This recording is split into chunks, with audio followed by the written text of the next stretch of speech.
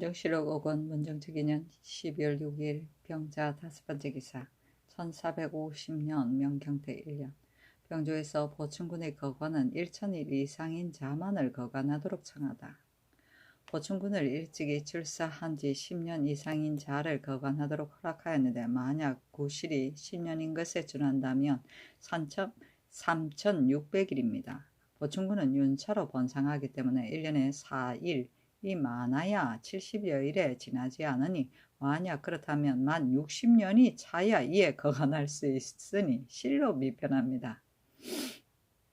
참컨대 이제부터는 4일이 11,000일 이상인 자만을 거관하게 하소서니 그대로 따랐다. 4일은 근무하는 날이다.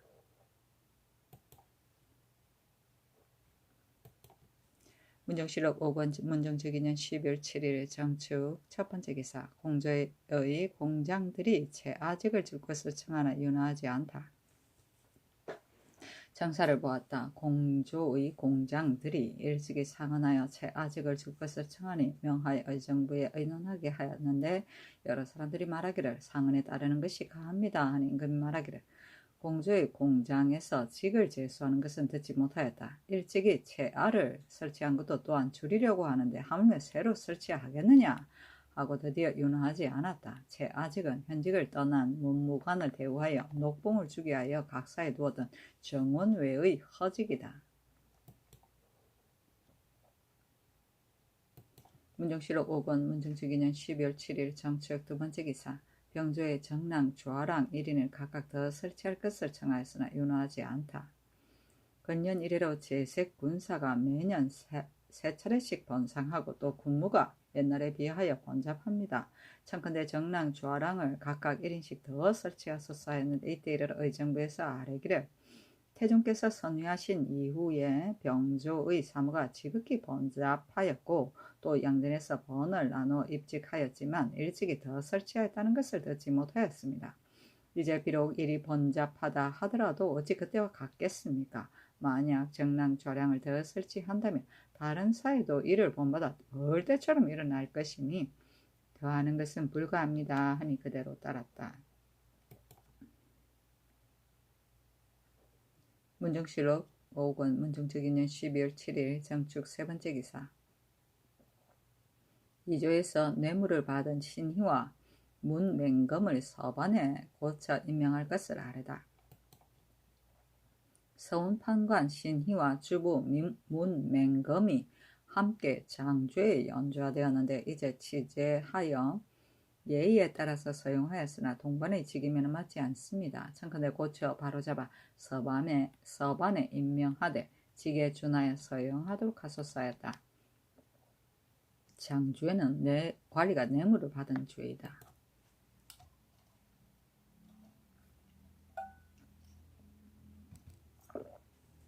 문정실록 5권 문정특위년 12월 8일 무인 첫번째 기사 조운선을 만드는 일, 이은, 오흠, 노호 등의 채직 등을 논의하다. 정사를 보았다. 동지 중추원사 도둑종이 아뢰기를 병선은 오로지 방어하기 위하여 마련하는 것이니 조운에 쓸 수가 없습니다. 청컨대 감력관을 따로 파견하여 조운선을 만들게 하소서 하니 임금이 말하기를 조운의 일은 평안도에 물어본 뒤에 조치하는 것이 옳다 하였다. 임금이 승지들에게 이르기를 사람들이 말하기를 피장의 값이 무거워서 재용감에서 1년에 바치는 수가 1년의 경비에 미친다 하니 상세히 고찰하여 아뢰어라 하니 도승지 이계전이 아뢰기를 그늘에 진언하는 자가 의설을 인용하여 말하기를 나쁜 짐승의 껍질을 깔고 앉거나 덮고 눕는데 마땅치 않다고 하니 호피나 표피를 사용하는 것은 불가합니다 하니 임금이 말하기를 의세에 호피를 깔고 앉으면 눈이 어두워진다는 설이 있으니 우리나라에서 쓰는 자리는 호피와 표피를 쓰지 않는 것이 가하다 하였다. 장령 하위즈가 아뢰기를 이제 이 언을 평양 소윤으로 삼았는데 평양은 이리 번잡한 땅이므로 진실로 적합하지 않습니다. 또 풍계가 오품으로 소윤의 직사를 받는 것도 또한 불가합니다. 청컨대 이것을 고치소서 하니 임금이 김종서에게 물었다. 김종서가 대답하기를 이 언은 청렴하고 부지런하며 재주가 없는 사람이 아닙니다 하니 임금이 말하기를 만약 그렇다면 각각 고칠 수가 없다. 또 이제 행수의 법을 시행하니 오품으로 소윤을 제수하는 것이 어찌 불가한 것이 있겠는가 하였다. 하위지가 또 아뢰기를 오홈노를 황주 판관으로 삼았으나 황주는 사신이 내왕하는 땅입니다. 오홈노는 연로하여 적합하지 않으니 또한 고치는 것이 마땅합니다. 하니 임금이 또 김종수에게 물었다. 김종수가 대답하기를 신은 상세히 알지 못합니다. 그러나 일찍이 제 용감에 재임할 때 건검하고 질박하고 정직하였으며 또 문자를 해독하니 오홈노는 또한 어리석은 자는 아닙니다. 그러나 황주의 백성들이 피로하고 지쳤으니 염려하지 않을 수 없습니다. 일을 잘하는 사람을 골라서 보내는 것이 편하겠습니다. 하였다. 이조파서 권맹손도 또한 아뢰기를 오홈노는 쓸만한 사람입니다. 하니 임금이 말하기를 내가 오홈노의 상스를 보니 진실로 질박하고 정직한 사람이었다. 그러나 다시 의논한 것이 마땅하겠다 하고 드디어 의정부에 내려 의논하게 하였다. 의정부에서 아뢰기를 오홈노는 사람됨이 용밀한 자질이 아니고 또 학문도 있으니 어찌 반드시 바꿔 임명하겠습니까? 하니 임금이 그대로 따랐다. 조우는 공미를 배로써 바다를 통해 운반하던 일이다. 조운서는 공미를 운반하던 나라의 배이고 피장은 짐승의 껍질이다. 행수의 범은 풍배와 관직이 정해진 대로 적용되지 않고 예외적으로 적용될 때의 관계와 관직 사이에 붙이어 부르던 관직 호칭법인데 풍계는 높으나 관직이 낮으면 행이라 칭하고 풍계는 낮으나 관직이 높으면 수라고 칭하였는데 행, 수, 자는 관청 명칭 앞에 적기로 되어 있다. 문정실록 5권 문정주기년 12월 8일 무인 두번째 기사 윤대하고 경련에 나갔다. 문정실록 5권 문정주기년 12월 8일 무인 세번째 기사 정발을 국문하는 일에 대간이 참여하지 않게 하다. 의금부에서 정발을 국문하니 정발이 드러내놓고 말하기를 헌부에서 처음부터 이미 불공평한 마음으로 취획하였는데 이제 나를 국문함이 어찌 그리 몹시 급한가 하니 장령 나홍서가 아뢰기를 소송하는 자가 신 등을 가리켜 불공평하다고 하니 어리산 직사에 나아가기가 어렵습니다. 청컨대 이념하게 하소서 하였다. 임금이 말하기를 이제 의금부에 내린 것은 헌부에서 잘못하였기 때문이 아니고 다만 아직 정상을 얻지 못하였기 때문이니 혐의스러워하지 말고 직사에 나아가라 하고 이어서 대간에 명하여 국문에 참여하지 말게 하였다. 인혐은 혐의스러움을 피하여 관직에서 물러납니다. 문정실록 5권 문정주기년 12월 8일 무인 네번째 기사 사관원에서 정벌을 취획하는 일로 이념하니 윤호하지 않다. 전날에 헌부에서 정벌을 취획하여 아뢰니 성상께서 말씀하시기를 정벌의 집은 간원의 옆에 있으니 간원에서 물으면 알 수 있을 것이다고 하였습니다. 헌부에서 아뢰기를 간원에서 처음에 이미 능히 검핵하지 못하였는데 이제 비록 그것을 묻는다고 하더라도 어찌 그 사실을 명백히 말할 수 있겠습니까?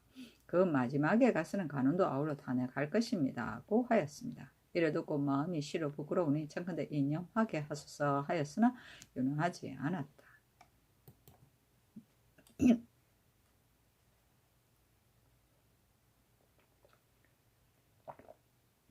문정실록 5권 문정주기년 12월 8일 무인 다섯번째 기사 이조에 전지하기를 문충공 정몽주의 적출 정손 정윤정에게 관직을 제수하고 길제의 손자인 길인종에게도 나이가 20살이 차기를 기다려서 또한 관직을 제수하라 하였다. 문정실록 5권 문정주기년 12월 8일 무인 여섯번째 기사 한남군이 이건직의 재산을 빼앗은 사건을 판결하여 한남군의 직사를 파면하고 관련자를 처벌하다. 의금부에서 아뢰기를 한남군 이여와 서재 김도생 종비라 등이 공초하기를 이건직이 살았을 때 한남군의 재화를 받아서 장차 이자를 내려서 바치기로 하였는데 실행하지 못하고 죽었습니다. 그 객권이 아직도 남아있어서 우리들이 고운의 집에 가서 바칠 것을 독촉하니 고운이 이를 허락하였으며 강제로 빼앗은 것이 아닙니다 하였습니다. 고운이 공초하여 이르기를 내 남편이 살았을 때 한남군에게 증유한 제사는 잘못 많았지만 실로 한남군의 죄화를 일찍이 받은 적은 없습니다 하니 김도생들이 말하기를 등이 말하기를 진실로 거짓말입니다 하였습니다. 이건직의 종 모지이가 공초한 것도 김도생과 같았습니다. 객권을 쓴 자를 물으니 바로 원이었는데 원이는 이르기를 내가 실제로 객권을 썼는데 이건직이 한남군의 재산을 받았습니다고 하였습니다. 신등이 어느 날 좌우 사람을 물리치고 홀로 원이를 불러서 반복하여 힐문하니 말이 궁해져서 얼굴빛 색이 변하면서 말하기를 이건직이 죽자 한남군이 나를 불러서 술을 먹이고 그것을 쓰도록 하였습니다. 그러므로 나는 그대로 따랐고 한남군은 이건직의 이름을 위조하여 서명하였습니다 하였습니다.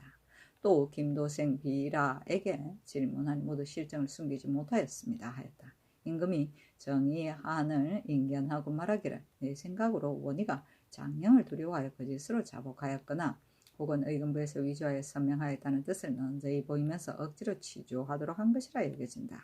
김도생들은 고문을 가하지 않고도 자복하였지만 이것은 원희가 이미 자복하였으므로 부득이 무복한 것이 아닌가? 또는 여러 날 채곡하여 그 고통을 견디지 못하여 그런 것인가? 하니 정의안이 대답하기를 무릇 형옥을 간범하면 화기를 불러 상하게 함으로 비록 작은 일이라 하더라도 오히려 또 삼가고 조심하여 그 실정을 얻기에 힘쓰는데 하물며 왕실의 지친이겠습니까? 신이 친히 상교를 품신하여 취획하였는데 어찌 들끝만큼이라도 사정을 가지고 고운의 말을 들었겠습니까? 하였다. 임금이 말하기를 한남군의 성질이 본래 어리석고 고지식함으로 내가 이미 한남군의 그릇됨을 알고 있다. 그러나 형제의 지극한 정의로서 오히려 의심스러운 것이 있으니 내가 친히 원희 김도생을 국문하고자 한다 하니 정의하니 말하기를 인주는 감히 서민의 옥사에 관여하지 못합니다. 모든 죄 있는 자는 유사에 회부하여 추액하여 아뢰게 하고 임금은 그 경중에 따라서 재결하실 뿐입니다. 또 근래에 친히 죄수를 국문한 사례가 없습니다 하였다. 임금이 말하기를 세종조에 고사가 있다 하니 정의하니 말하기를 그것은 다른 옥송에 비할 바가 못됩니다. 일이 지친에 관여되었으므로 비록 친문하더라도 도리에 크게 해로울 것이 없었던 것 같습니다 하였다. 임금이 친히 원희 등을 공문하였는데 전날 공초를 한 것과 다를 바가 없었다. 임금이 또 정의안에게 이르기를 한남군의 그릇됨을 내가 이미 알고 있으나 그러나 한번 오욕된 이름을 얻으면 종신토록 험이 되고 누가 되니 그 죄명을 주국 안에 기록하지 않는 것이 어떠하겠는가 하니 정의안이 대답하기를 한남군은 왕실의 지친이니 상교가 옳습니다. 그러나 징계하지 않을 수 없습니다. 했다. 임금이 옳게 여겨 드디어 이의 직사를 파면하고 김도생 원에게 장 80대를 때리고 비라에게는 장 100대를 때리고 유 3천리를 속받고 모지이는 죄가 교명에 해당하니 의정부에 내려 상복하여 아뢰게 하고 또 이 생손에게 직을 파면하고 그 억지로 빼앗은 물건은 모두 이건직의 아내에게 돌려주게 하였다. 서재는 서리이고 추국안은 죄인을 심문한 문안이며 상복은 사형에 처할 만한 중한 죄인을 심판합니다.